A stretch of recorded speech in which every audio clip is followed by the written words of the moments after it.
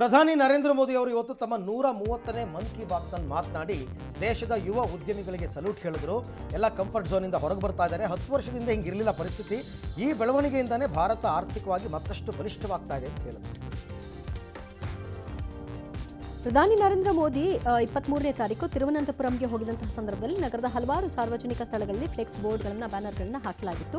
ಇದೀಗ ಅದು ನಿಯಮಕ್ಕೆ ಬಾಹಿರವಾಗಿದೆ ಅಂತ ಮಹಾನಗರ ಪಾಲಿಕೆ 20 ಲಕ್ಷ ರೂಪಾಯಿ ದಂಡವನ್ನು ಹಾಕಿದೆ. ಸಿಬಿಐ ವಿಚಾರಣೆ ಬಳಿಕ ತಮಿಳು ನಟ ಹಾಗೂ ಟಿವಿಕೆ ಮುಖ್ಯಸ್ಥ ವಿಜಯ್ ಇವತ್ತು ಮತ್ತೆ ಮಾಮಲ್ಲಪುರಂನಲ್ಲಿ ರ್ಯಾಲಿ ನಡೆಸಿದ್ದಾರೆ.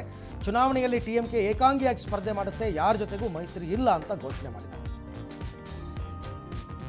ಮುಂಬೈನ ಮಲಾಡ್ ರೈಲ್ವೆ ನಿಲ್ದಾಣದಲ್ಲಿ ಕಾಲೇಜು ಪ್ರಾಧ್ಯಾಪಕರೊಬ್ಬರ ಹತ್ಯೆ ಪ್ರಕರಣ ಸಂಬಂಧ ಆರೋಪಿಯನ್ನು ಪೊಲೀಸರು ಬಂಧನಕ್ಕೆ ಒಳಪಡಿಸಿದ್ದಾರೆ. 27 ವರ್ಷದ ಓಂಕಾರ್ ಶಿಂಧೆ ಬಂಧಿತ ಆರೋಪಿಯಾಗಿದ್ದಾನೆ. ಪ್ರೊಫೆಸರ್ ಅಲೋಕ್ ಸಿಂಗ್ ಮೃತ ದುರ್ದೈವಿ. ಭಾರೀ ಮಳೆಯಿಂದಾಗಿ ಇಂಡೋನೇಷ್ಯಾದಲ್ಲಿ ಭೂಕುಸಿತ ಸಂಭವಿಸಿದೆ. ಭೂಕುಸಿತದಿಂದ 7 ಜನರು ಮೃತಪಟ್ಟಿದ್ದು 80ಕ್ಕೂ ಹೆಚ್ಚು ಮಂದಿ ಕಣ್ಮರೆಯಾಗಿದ್ದಾರೆ. ಬಂಗಾಳ ಪ್ರದೇಶದಲ್ಲಿ ನಸುಕಿನ ಜಾವ 2 ಗಂಟೆ ವೇಳೆಗೆ ಭಾರೀ ಭೂಕುಸಿತ ಸಂಭವಿಸಿದೆ.